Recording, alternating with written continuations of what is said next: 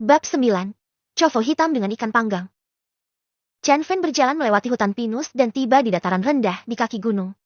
Dari kejauhan, Chen Fen melihat sungai kecil dan memutuskan untuk beristirahat di tepi sungai. Chen Fen menemukan tempat yang relatif datar di tepi sungai dan bersiap untuk menyalakan api guna memanggang beberapa jamur chovo hitam. Namun, ia menyadari bahwa ia tidak memiliki alat untuk menyalakan api. Awalnya ia berpikir untuk mencarinya di aula perdagangan.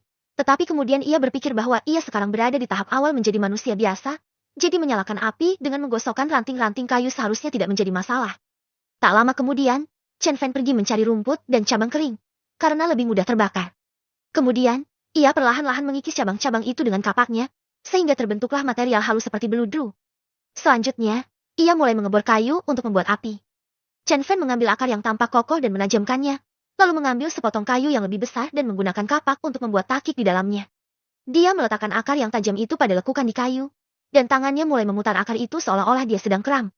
Tak lama kemudian, asap mulai muncul.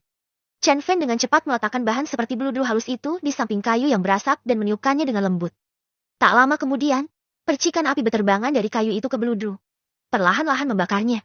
Tak lama kemudian, api pun muncul. Chen Fen segera meletakkan beludru yang menyala itu ke dalam tumpukan rumput kering yang telah disiapkannya. Tak lama kemudian, api pun membesar. Chen Fen menambahkan beberapa potong kayu yang lebih tebal, dan api pun berangsur-angsur stabil. Chen Fen kemudian menemukan sebuah batu pipi di tepi sungai, mencucinya hingga bersih, dan menaruhnya di atas api. Ia juga mencuci 5 chovo hitam pra kelas 1, dan memotongnya dengan kapak. Beberapa diiris tipis, beberapa tebal, dan beberapa tampak seperti digergaji, sungguh pemandangan yang mengerikan. Untungnya, Chen Fen tidak keberatan. Dia meletakkan chovo hitam di atas lempengan batu untuk dipanggang. Tak lama kemudian, aroma harum tercium. Chen Fen menelannya. Sangat harum. Bagaimanapun, ini adalah chovo hitam yang sudah dipilah, dan aromanya bahkan lebih kuat. Melihat jamur chovo hitam itu hampir matang, Chen Fen dengan bersemangat mengambil sumpit yang dibuatnya dengan mengasah 2 batang kayu, mengambil sepotong, dan memasukkannya ke dalam mulutnya. Seketika, mulutnya dipenuhi aroma yang kuat. Aroma ini sangat unik. Chen Fen benar-benar tidak menyangka jamur chovo hitam berkualitas ini begitu lezat. Maka, Chen Fen terus menggerakkan sumpitnya, dan dengan cepat memakan semua chovo hitam pra-kelas pertama. Setelah mencicipinya dengan nikmat, ia merasakan sensasi hangat di sekujur tubuhnya. Sensasi hangat ini berlangsung beberapa saat sebelum perlahan memudar. Tetapi Chen Fen merasa bahwa ia telah menjadi jauh lebih kuat. Kemudian, Chen Fen mengeluarkan jamur chovo hitam biasa, mengirisnya, dan mulai memanggangnya di atas lempengan batu. Chen Fen ingin melihat seperti apa rasa jamur chovo hitam biasa. Namun, yang mengejutkan Chen Fen, bau yang keluar dari jamur chovo hitam biasa itu sedikit mirip telur busuk. Chen Fen sedikit tercengang. Dia tidak pernah menyangka chovo hitam akan berbau seperti ini. Sebenarnya, Chen Fen tidak tahu bahwa rasa chovo sangat istimewa. Dan karena perbedaan aroma setiap orang mencium aroma yang berbeda. Ada rasa jamur, bawang putih, lumpur basah, madu, jagung, serangga busuk, dan daun busuk. Dan beberapa orang bahkan mencium sesuatu yang mirip dengan air mani. Karena Chen Fen belum pernah mencicipi bahan-bahan berkualitas tinggi seperti chovo hitam sebelumnya. Dia tidak tahu seperti apa rasa chovo hitam. Dia hanya terkejut melihat betapa berbedanya chovo hitam berkualitas dengan chovo hitam biasa. Saat ia biasa makan mangga, Chen Fen menganggapnya sangat lezat, dan ia dapat menghabiskan beberapa dalam waktu singkat. Chen Fen melihat jamur chovo hitam di atas lempengan batu dan benar-benar tidak bisa menelannya. Dia tidak mengerti mengapa begitu banyak orang menyukai rasa seperti ini. Bagaimanapun, Chen Fen merasa tidak bisa memakannya. Chen Fen mengambilnya, menggigitnya perlahan, dan seketika, bau telur busuk itu semakin kuat. Pui, pui, pui. Chen Fen tidak tahan dan memuntahkan semuanya. Dia hampir memuntahkan semua yang ada di perutnya. Chen Fen mengambil semua chovo hitam dan melemparkannya ke sungai. Faktanya, Chen Fen tidak tahu bahwa itu karena dia baru saja memakan chovo hitam berkualitas tinggi, dan sekarang dia beralih ke chovo biasa. Perbedaan rasa dan aromanya begitu besar, hingga baginya baunya seperti telur busuk.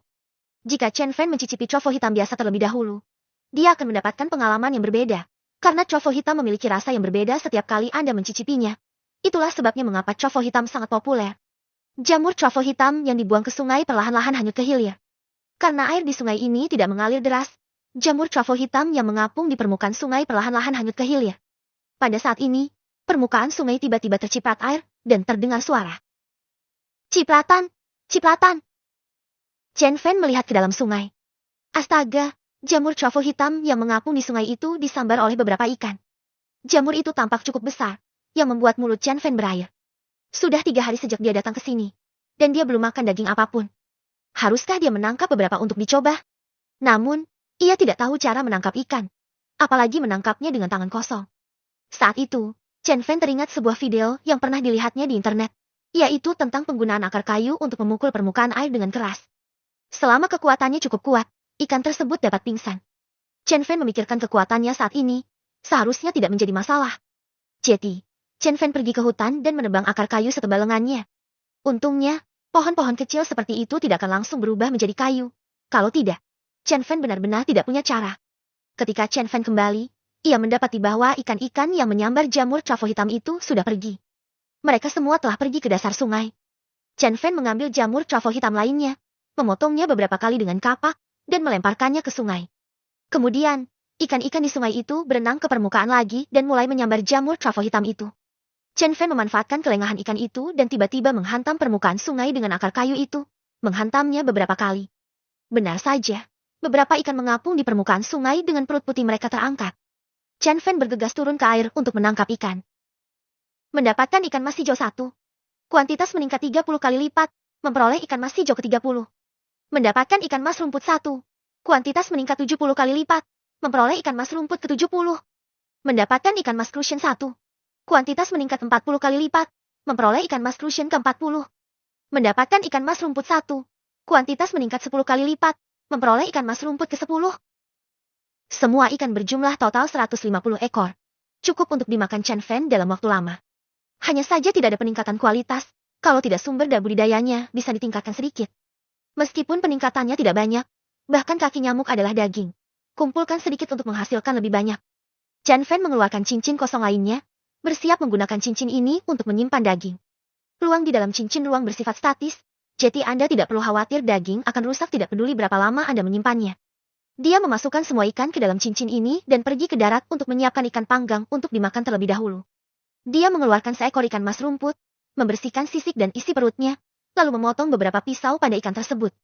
Karena tidak ada bumbu, Chen Fan khawatir ikan tersebut akan terlalu amis, jadi dia mengeluarkan ikan trafo hitam prakelas 1, mengirisnya, dan menaruh beberapa potong di atas lempengan batu sebagai alas, lalu menaruh beberapa potong di perut ikan, dan memanggangnya seperti ini. Setelah beberapa saat, tercium aroma harum. Berkat jamur trafo hitam pragrade 1, ikan itu tidak berbau amis, tetapi malah lebih harum. Chen Fan mengambil ikan itu dengan sumpit, meniupnya, dan memasukkannya ke dalam mulutnya. Rasanya renyah di luar dan lembut di dalam, sangat lezat. Karena tidak ada garam atau bumbu lainnya, rasanya hanya segar. Karena hanya segar, rasanya lebih mencerminkan kata segar. Chen Fan perlahan menikmati ikan panggang itu, dan setelah cukup beristirahat, ia pun berangkat lagi. Bab 10, Ular Raksasa dan Harimau.